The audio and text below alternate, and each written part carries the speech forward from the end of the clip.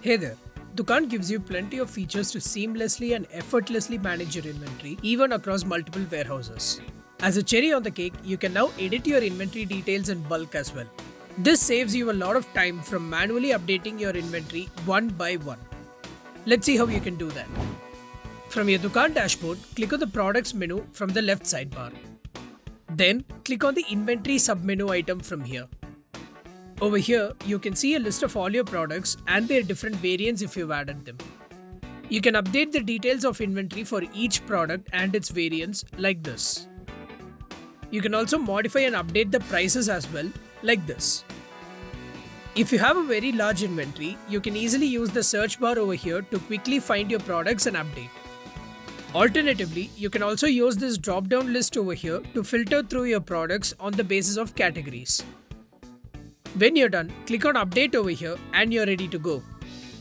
All the inventory modifications across all your products are processed in one go.